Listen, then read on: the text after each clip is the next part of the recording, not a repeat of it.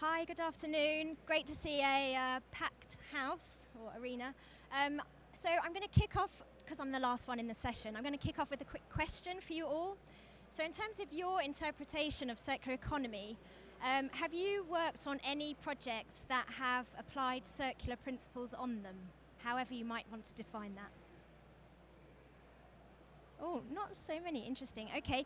Out of those people, who has applied reuse principles? Have you reused elements within those projects?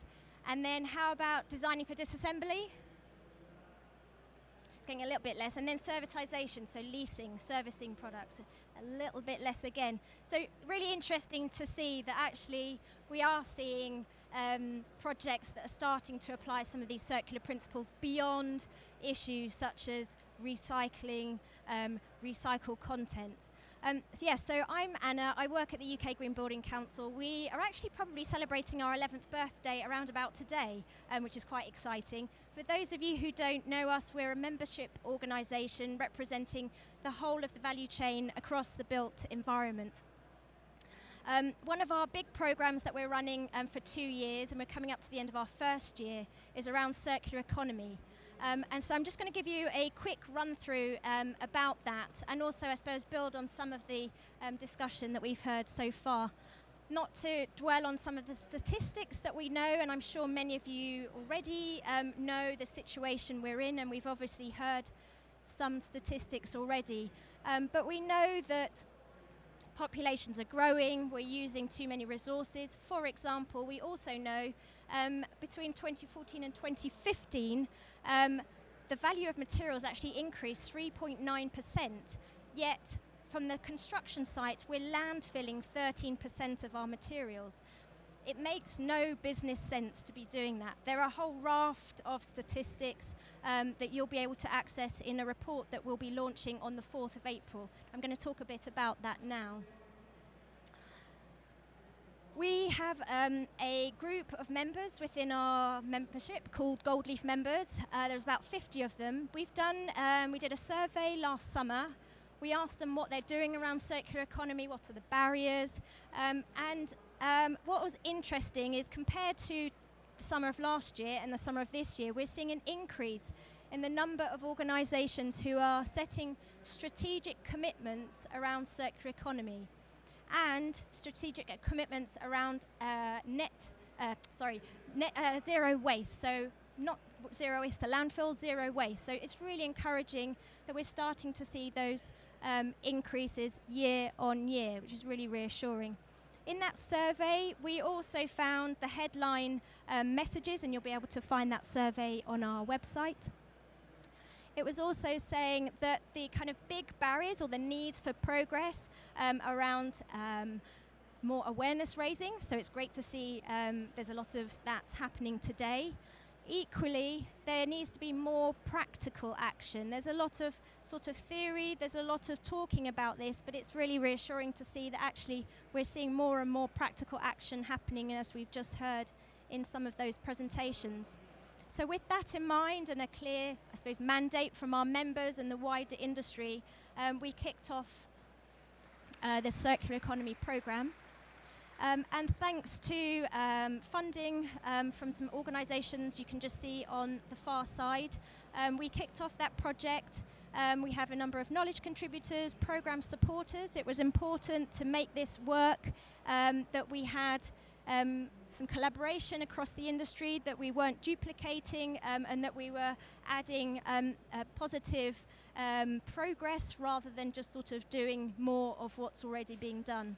So we established a task group, and the way that we operate is that we get lots of input from across the industry. We get different perspectives, so it's from the clients, it's from the producers of materials, it's from the designers, it's the contractors, it's people on the ground.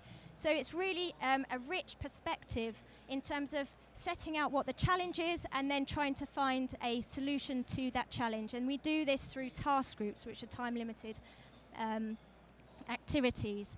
As part of our awareness raising, and also I suppose contributing towards the sort of idea of a circular city, we've been doing work across each of our key cities Bristol and Birmingham being a couple of them. Manchester will be doing some work there shortly. We've also done a mapping exercise, so that will be made available on our website. We do a lot of learning and education, hands-on masterclasses, looking at the practicalities of applying circular economy. Influencing policy, again, there's a briefing paper on our website and ideas from our members around how we could advance policy around fiscal incentives, regulation, public procurement, for example. And then finally also we have our innovation portal. So I'd very much welcome you all to add your innovations to our innovation portal, and that's freely available on our website. So what we did was, having had that survey information, we framed the challenge, and the way that we saw it, and there was a gap in the, I suppose, the landscape in terms of supporting construction clients to really ask for circular economy in a way that it meets commercial requirements. So that's looking at all those issues that we always bump up against when we're trying to push some of these measures.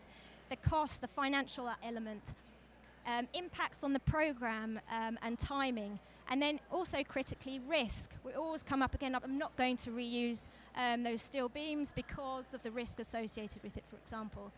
So we sought to set out the solution, and that was made up by the industry, that we would produce a guide to support construction clients and to help them be able to specify circular principles at the project brief stage, so that hopefully we can start to kickstart at the beginning of those projects, getting those clients to really ask for circular principles that are moving the discussion beyond issues such as reducing waste to landfill, moving on from recycled content, but actually really starting to have conversations around servicing, around deconstruction, adaptability, some of the issues that we need to actually be talking about and practically applying. And of course, for clients, they will bump up against these challenges. And so what we are doing with our members is looking to produce the evidence base, the signposting, the support for those clients to be able to really push on through those barriers and start to practically apply circular economy. As I say, we're going to launch the findings on the 4th of April. You'll find details on our website. You're very welcome to come along.